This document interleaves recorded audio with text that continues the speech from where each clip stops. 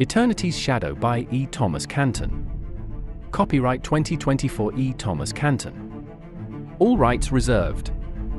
No part of this book may be reproduced or transmitted in any form or by any means, electronic or mechanical, including photocopy, recording, or by any information storage and retrieval system, without written consent from the publisher.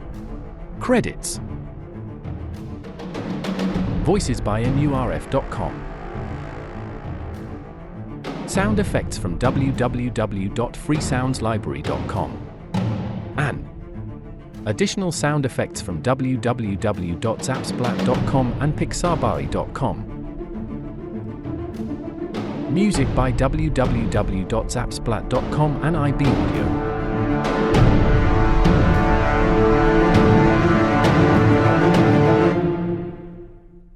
What does it matter if you travel the right path? If your mind is clouded with self-doubt? Helen Schaefer. Octavia Wilde, The Definitive Biography Volume 1. Brooke hoisted me into the glass tunnel. Without a word, we bolted to the far end. Thin shafts of light slashed through the darkness of the rough plank wall. I mustn't allow irrational fears to override what I had to do to survive.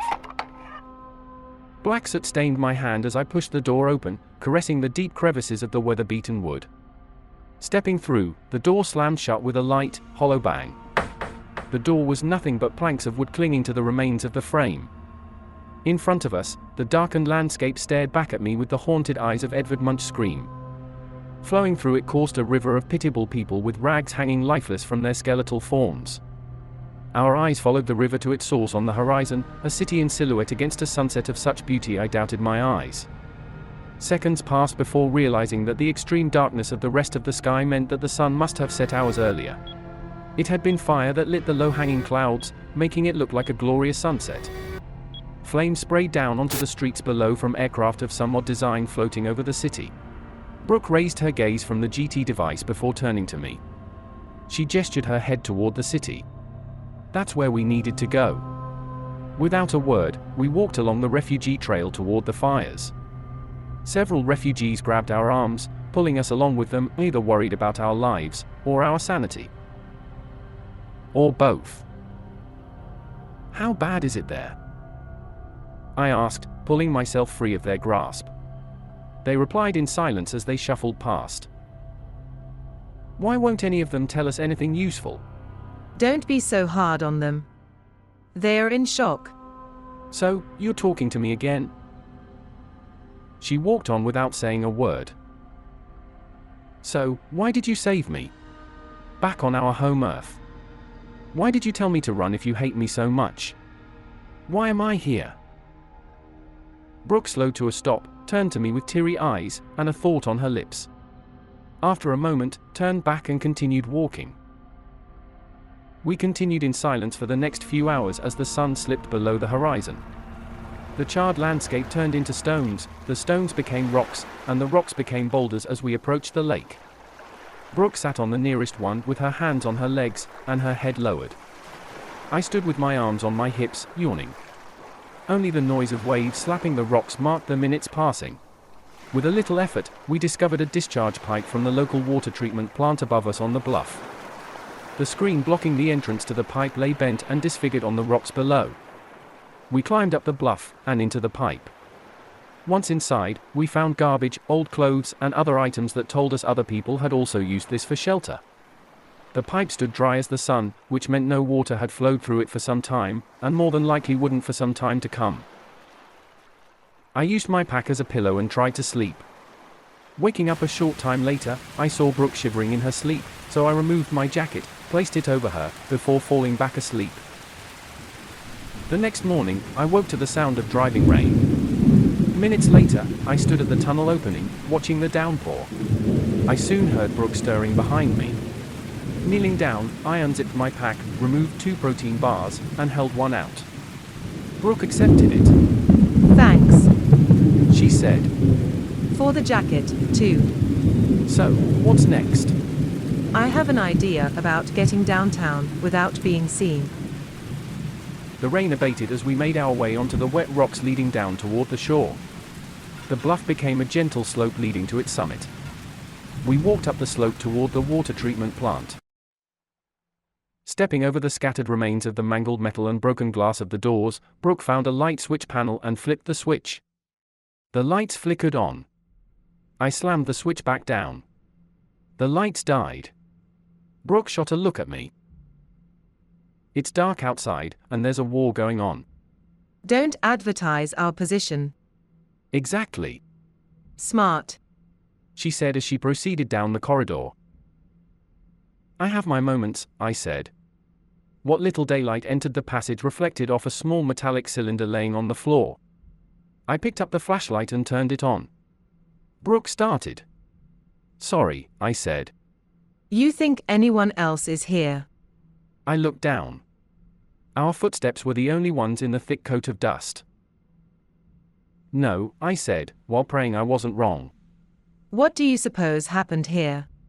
Brooke asked. If a battle happened here, it's long since over. If I had to hazard a guess, I'd say the defenders, whoever they were, made a stand here, but got pushed back into the city. You were in the Holy Crusaders.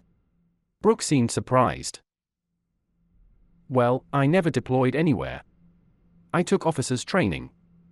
By the time I'd finished, I had a comfortable position on a base just outside the capital, made a few connections, and became a junior field agent in the ministry. As I spoke, my light passed over scorched and twisted electronics strewn across the floor where explosions had thrown them. Dark crimson painted the shrapnel. Near the far door, Brooke spotted a map marking emergency exits. She pointed to an area on the far side of the facility. This is where we need to go, she said. A roar thundered above us. We looked up. Footsteps thudded on the floor above us.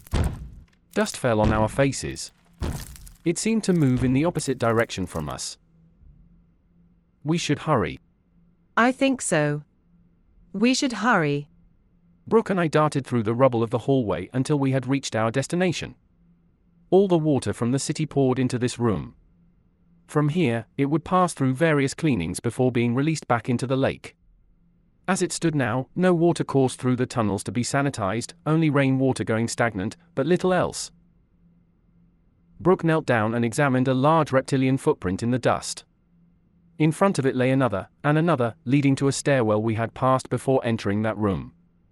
The question of what made those footprints lingered in her frightened eyes as she looked at me.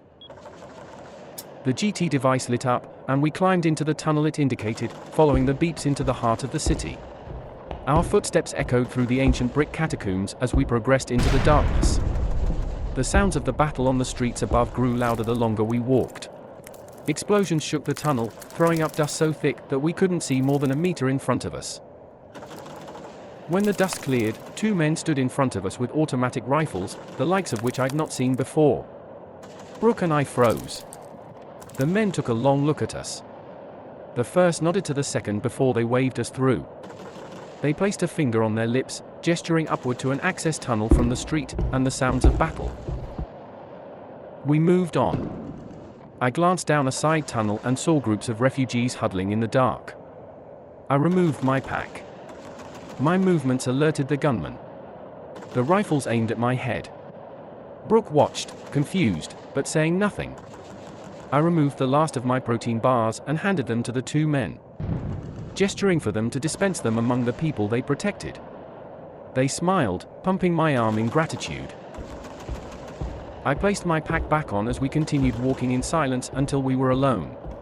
That was the last of our food, wasn't it? Sorry, I said. We had reached a dead end. Brooke looked up at an access tunnel leading to the street above. No. It's okay, about the food, I mean. She said without looking at me. We have to climb up. The rest of the way is above ground. Brooke climbed the metal rungs projecting from the brick.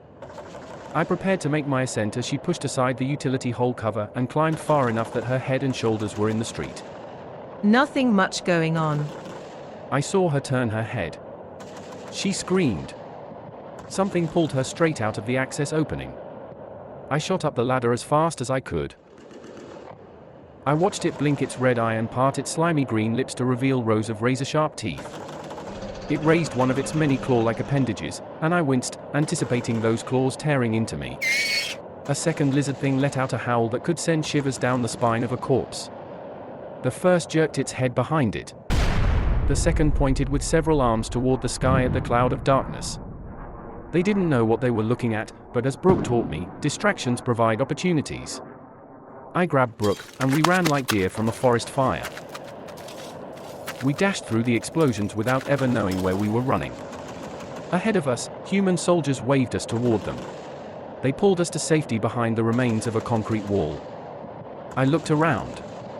We'd already seen ruins in better condition than this place. It might have been a sign of my growing exhaustion, but it didn't surprise me to see spaceships hovering above us. At least that explained a couple of things. A medic approached us and dressed our wounds. Although I served my tour of duty in the Holy Crusaders, I didn't recognize the symbols on the medic's uniform. I became curious about the white armband with the red cross in the center. I'm guessing these people were my counterparts. Who are you two? He asked. This area should have evacuated. His superior arrived, repeating the question. The medic went in search of actual wounded people. I doubt he had far to look. What the hell do you think you were doing out there? His voice carried over the din with little effort. The GT device began beeping. And what's that thing you're carrying? Special Forces. Mission classified, I lied as I turned to see the darkness encroaching on that world. But don't fear, Colonel, the end of this war is close. At least I didn't lie about that. You're responsible for whatever that dark cloud thing is? Yes. It will end this war. He is telling the truth about that. Brooke said. The officer scanned the area, considering his options, while Brooke aimed her GT device at a building across the street. That's the door. She said, pointing out a bright blue metal door leading into a warehouse. Colonel, you need to get us to that building across the street. A bright flash of light. Deafening thunder exploded in our ears. Dirt and shrapnel stormed down on us. We're never going to get across the street alive, I said, as a second explosion showered us with debris. It felt closer than the last one. I turned to the colonel, but his severed leg had been the only part of him left intact. I'd not seen anyone killed before. As I stared in horror, gun muzzles flashed in the sky, as mute as lightning. Bombs detonated without thunder. Silent shrapnel rained down on us. I saw the grotesque facial expressions of soldiers screaming orders without language. Brooke came into focus as she shook me back to reality. The screams of the wounded began echoing in my ears once again, and the world returned to normal. Brooke looked helpless as she gestured for me to look over the wall. I looked up. The building, bright blue door and all were gone. A quick glance over the top of the wall revealed a platoon of those alien creatures on the offensive. Bang! We threw ourselves on the ground, covering the back of our heads with our hands. The image of the colonel's leg repeated in my head. I shivered with fear for myself. Control your fear. I took a deep breath and regained my composure. We knew we couldn't wait any longer. The aliens advanced in our direction. We raised our heads as a prelude to running. Instead, we froze. The cause of the bang had lodged itself into the earth right in front of us. We exchanged looks. No. Brooke said. Couldn't be. I reached over. Brushing the dirt off, I saw blue. Bright blue. Of all the beautiful dumb luck. It's almost enough to make one a believer. I ventured as Brooke shot a look at me. I said, almost. We wiped the dirt off the door handle, Brooke inserted her key, and lifted the door. Before we knew it, we were on a new Earth.